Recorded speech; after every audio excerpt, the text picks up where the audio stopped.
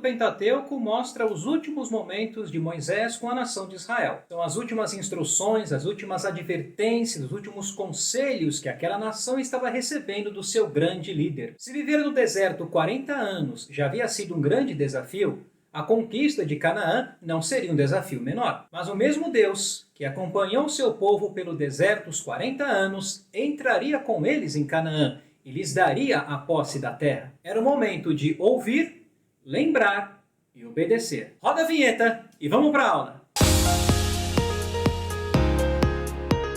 Estudantes da Bíblia, hoje nós vamos ver o que a Bíblia diz sobre o último livro do Pentateuco, Deuteronômio. Antes, não se esqueça de se inscrever em nosso canal, de curtir o vídeo, ativar o sininho para você não perder nada daquilo que nós publicamos. Deuteronômio é chamado por muitos de segunda lei, como se fosse apenas uma repetição da lei. Essa não é uma definição muito precisa. O povo que estava com Moisés ali nas campinas de Moabe não eram os mesmos que saíram do Egito. Esses que estavam com Moisés ali nas campinas de Moabe eram os filhos daqueles que saíram do Egito e que ao longo desses 40 anos morreram no deserto. Mesmo que nós encontremos em Deuteronômio os 10 mandamentos, acrescidos de alguns detalhes, e algumas leis que também encontramos em Êxodo, Levítico, Números, precisamos sempre lembrar que estes que estavam com Moisés não eram os mesmos que receberam a lei lá no Sinai. Deuteronômio contém uma reafirmação, uma exposição da lei, acrescentando alguns detalhes às leis que nós já havíamos visto em Êxodo, Levítico, Números, apresentando outras leis e outros ensinos muito importantes para aqueles que realmente entrariam na Terra Prometida. Deuteronômio possui uma posição de destaque na Bíblia. Ele é citado mais de 80 vezes no Novo Testamento. Quando foi tentado por Satanás no deserto, Jesus respondeu às tentações de Satanás usando versículos de Deuteronômio. Nenhum outro livro exerceu tanta influência nos lares cristãos ao longo das eras como Deuteronômio. Embora ele cubra um curto período, Israel estava prestes a entrar em Canaã, em Deuteronômio nós vemos um líder preocupado com o seu povo, sabendo que não iria entrar com eles na Terra Prometida, e por isso insistindo para que Israel guardasse e cumprisse a lei e jamais se esquecesse do Senhor nem da sua lei. Para desfrutar as bênçãos de Deus em Canaã, os israelitas precisavam fazer 3 coisas. 3 verbos vão aparecer constantemente no livro de Deuteronômio: ouvir, lembrar e obedecer. Deuteronômio começa com Moisés fazendo uma recapitulação de toda a história de Israel, desde o momento que eles estavam no Sinai até chegarem nas campinas de Moabe. Essas memórias cobrem os capítulos de 1 a 3. É uma recapitulação detalhada. Moisés lembra quando ele recebeu o conselho do seu sogro para dividir a responsabilidade da liderança do povo. Ele lembra quando o povo chegou em Cádiz Barneia, mas a incredulidade fez com que eles não entrassem na Terra Prometida, dessem meia volta e ficassem no deserto 40 anos. Moisés lembra quando eles chegaram no território de Edom e os edomitas não deixaram Israel passar, eles tiveram que contornar o território de Edom. Ele lembra também das esmagadoras vitórias de Israel sobre Seom e Og. E lembra também que mesmo implorando a Deus, ele não entraria com Israel na Terra Prometida. O propósito dessas memórias, das vitórias, das derrotas, de tudo o que aconteceu naqueles 40 anos, era muito claro. Quem se recusa a aprender com a história está condenado a revivê-la. Depois desta retrospectiva detalhada no capítulo 4, nós vemos Moisés logo no início do capítulo falando o seguinte para o povo: Agora, pois, ó Israel, ouve os estatutos e os juízos que eu vos ensino para os cumprirdes, para que vivais e possuais a terra que o Senhor, Deus de vossos pais, vos dá.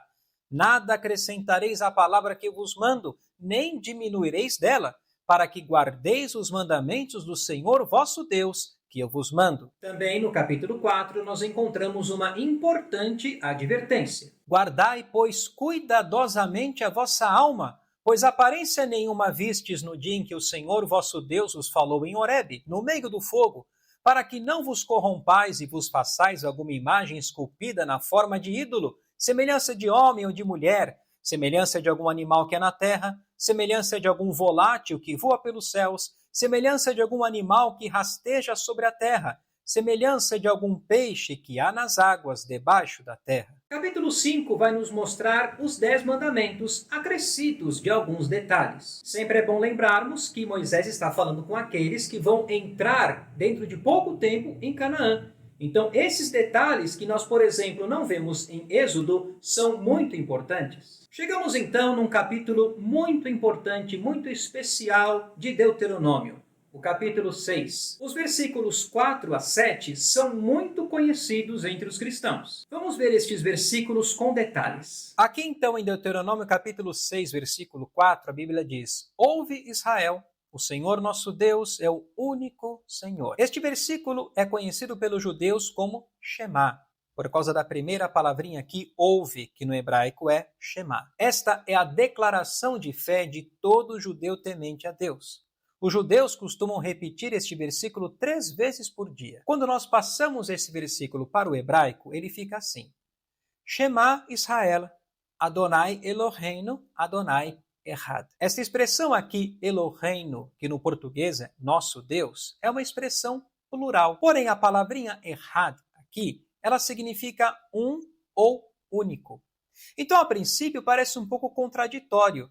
Há uma expressão plural, nosso Deus, e no mesmo versículo diz, Adonai é um, Adonai é único, mas ele também é plural. Então, como é que a gente vai entender isso? No hebraico existem duas palavras que têm esse significado de um ou único, Echad e Yahid. Vamos ver as diferenças entre Echad e Yahid.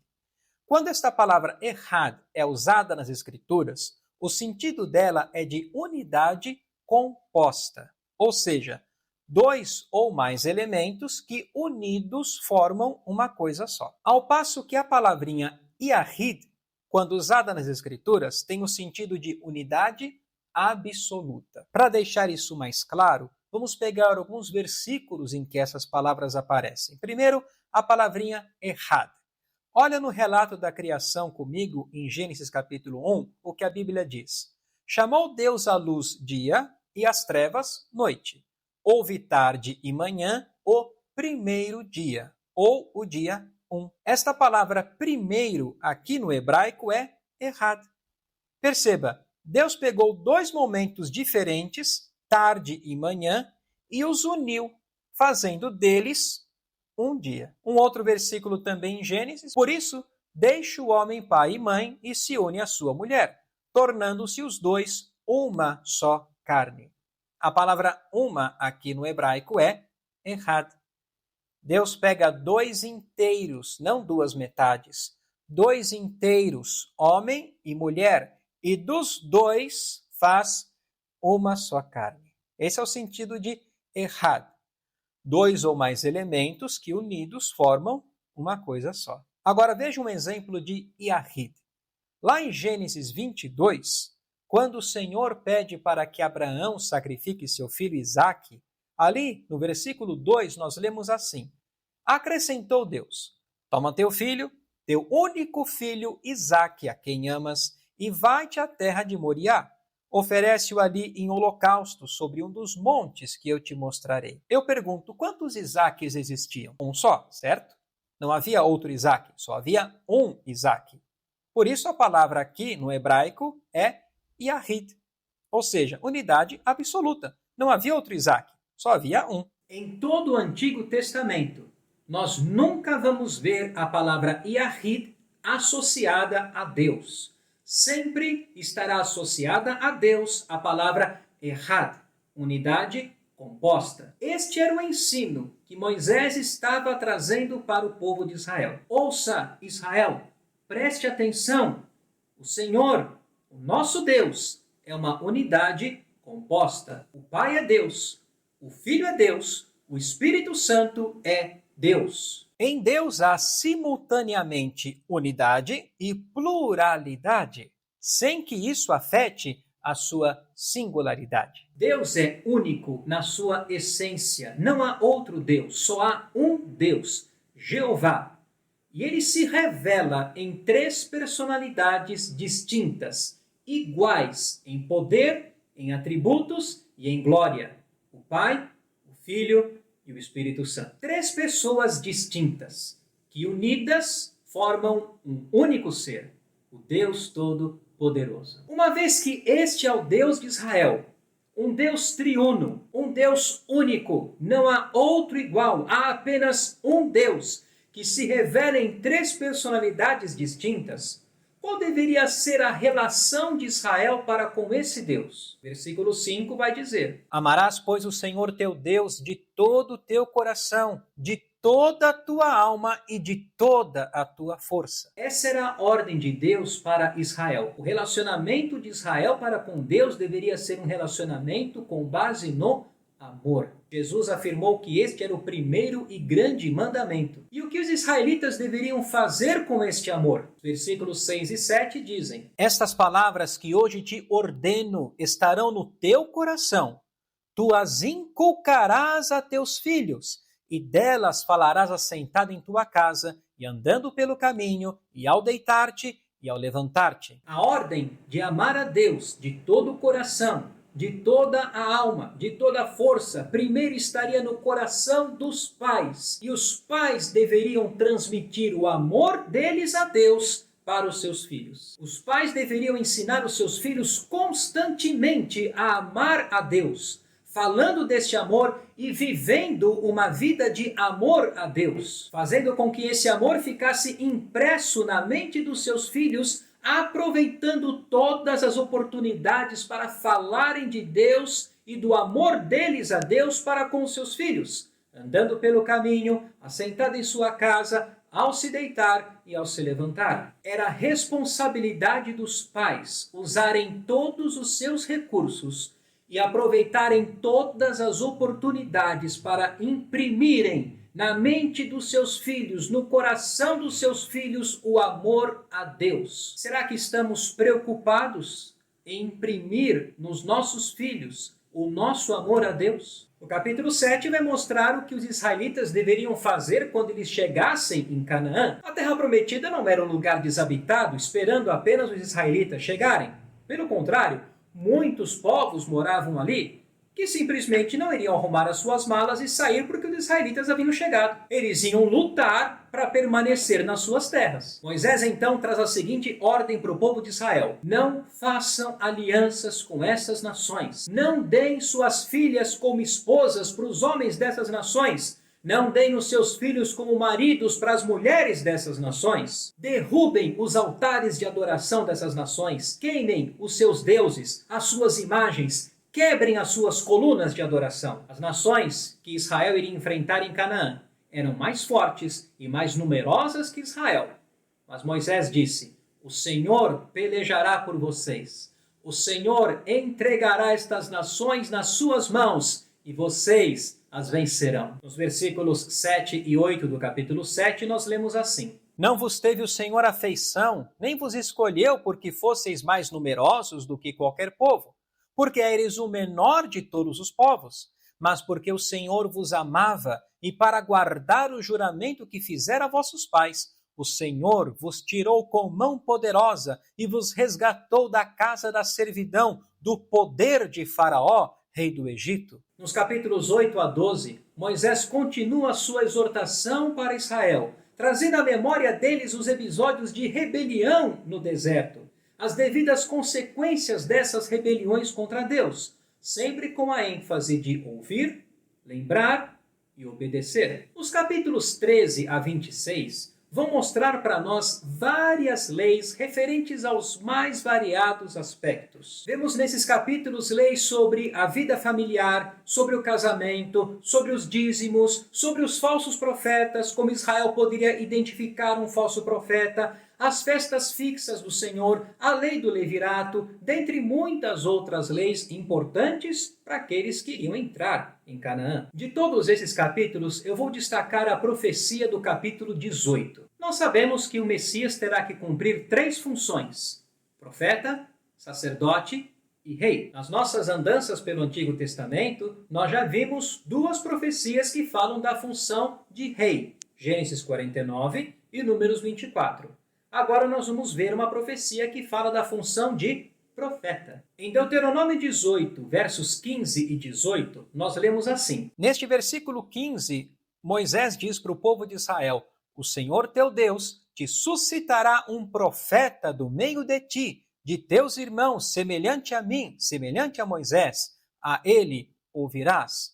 No versículo 18, Deus diz para o povo de Israel: suscitar-lhes-ei um profeta do meio de seus irmãos, semelhante a ti, Moisés, em cuja boca porei as minhas palavras, e ele lhes falará tudo o que eu lhe ordenar. Quando olhamos para o Evangelho de João, nós vemos o Senhor Jesus fazendo a seguinte declaração: porque eu não tenho falado por mim mesmo, mas o Pai que me enviou, esse me tem prescrito o que dizer e o que anunciar. Essa profecia nos ensina que o Messias será profeta semelhante a Moisés. Capítulo 27 nos mostra que quando Israel entrasse em Canaã, deveria haver uma renovação da aliança, com bênçãos e maldições. Moisés aponta para 2 montes, Ebal e Gerizim.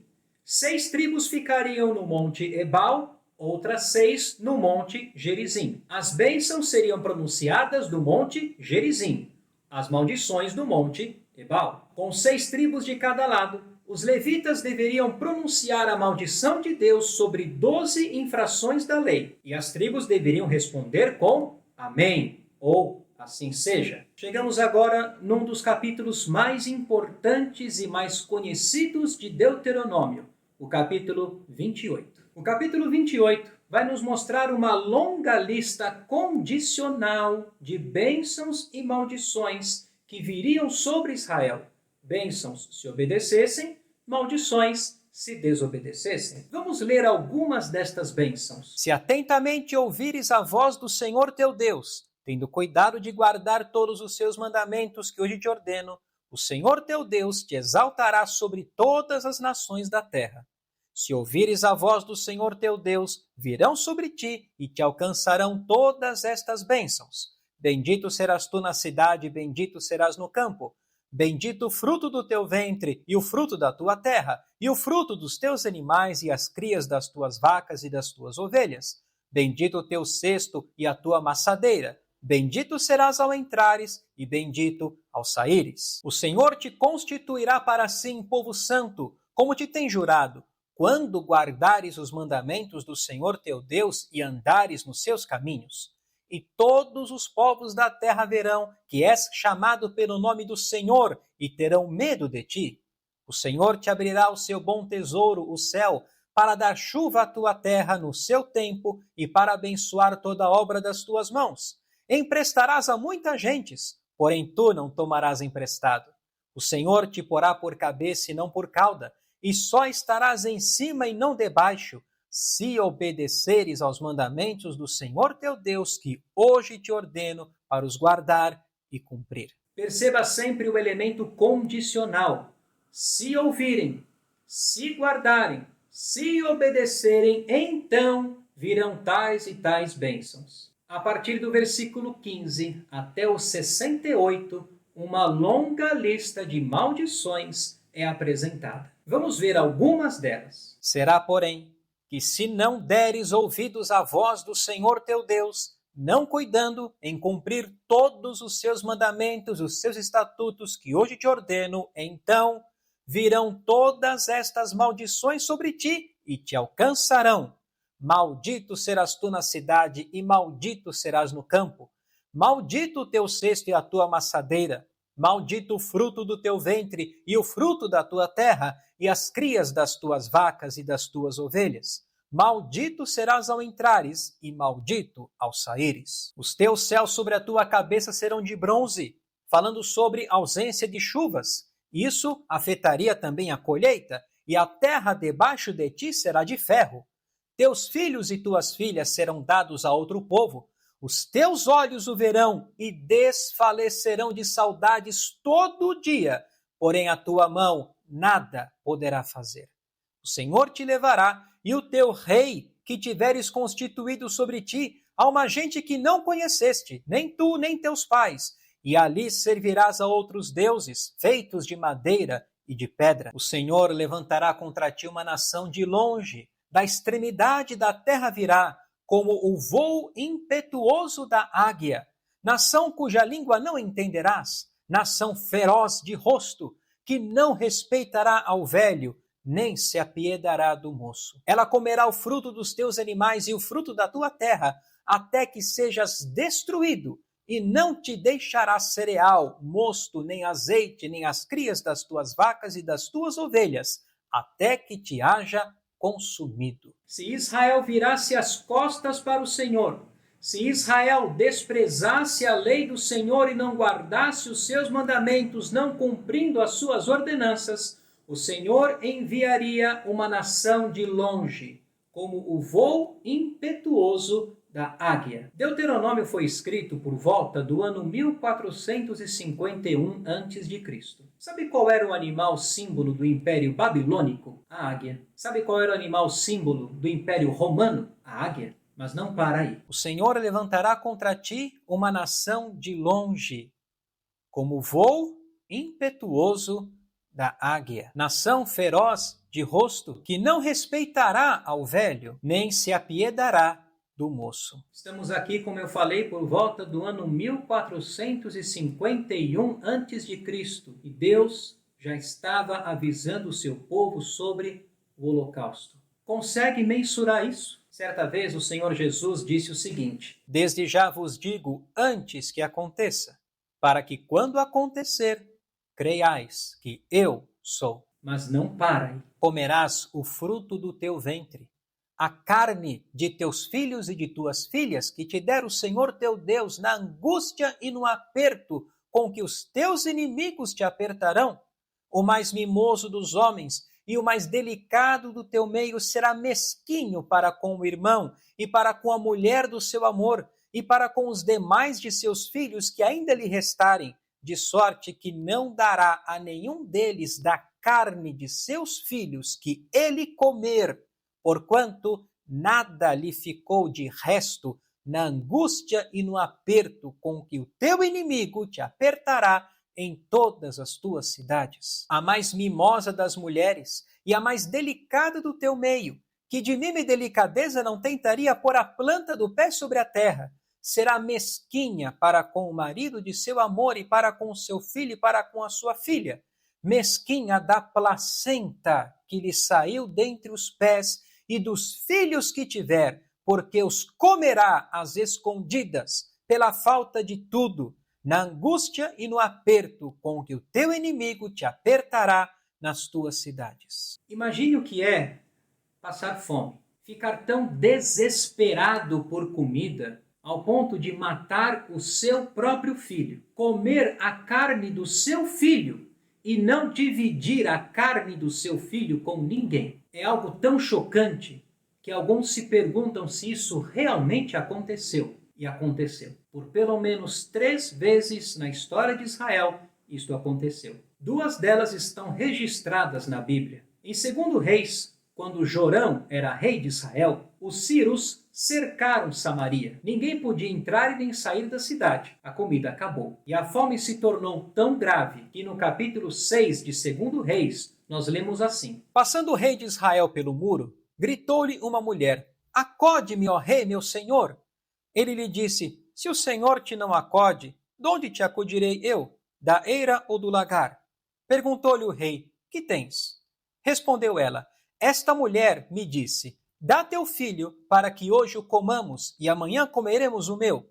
Cozemos, pois, o meu filho e o comemos. Mas dizendo-lhe eu ao outro dia: Dá o teu filho, para que o comamos, ela o escondeu. No ano 586 a.C., Jerusalém foi destruída pelos babilônios. Eles haviam cercado Jerusalém e ninguém podia entrar nem sair da cidade. A comida acabou. A fome se tornou gravíssima. O profeta Jeremias, que foi testemunha ocular desta destruição em 586, no livro de Lamentações, ele registrou o seguinte: As mãos das mulheres outrora compassivas cozeram seus próprios filhos.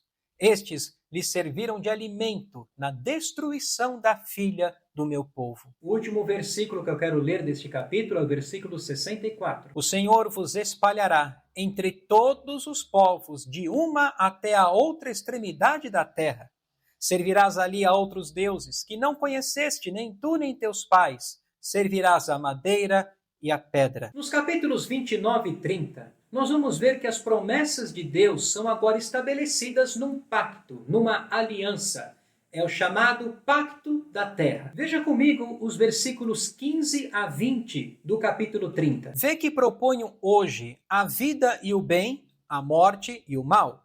Se guardares o mandamento que hoje te ordeno, que ames o Senhor teu Deus, andes nos seus caminhos e guardes os seus mandamentos, os seus estatutos e os seus juízos, então viverás e te multiplicarás, e o Senhor teu Deus te abençoará na terra a qual passas para possuí-la. Porém, se o teu coração se desviar e não quiseres dar ouvidos, e fores seduzido, e te inclinares a outros deuses e os servires, então, hoje te declaro que certamente perecerás. Não permanecerás longo tempo na terra a qual vais, passando o Jordão, para possuíres. Lá em Gênesis 12, nós vimos que o Senhor chamou um homem chamado Abraão e fez com ele uma aliança. No capítulo 15, o próprio Deus selou esta aliança, portanto, ela é incondicional, depende apenas de Deus para se cumprir. Deus prometeu 3 coisas para Abraão: terra, semente, ou seja, uma nação que viria a partir de Abraão, e bênção. O pacto que nós vimos agora, dos versículos 15 a 20 do capítulo 30, é o chamado Pacto da Terra, e é a extensão quanto à promessa da terra do pacto abrâmico. Então, a obediência traz bênçãos na terra, a desobediência traz disciplina. Dentre tantas maldições que nós vimos, uma delas seria o cativeiro. Eles serão levados para fora da terra. Perceba, nunca esteve em questão a posse da terra. Deus prometeu para Abraão: a tua descendência dei esta terra. A posse é incondicional. O que estava em questão aqui era a permanência. A posse é incondicional.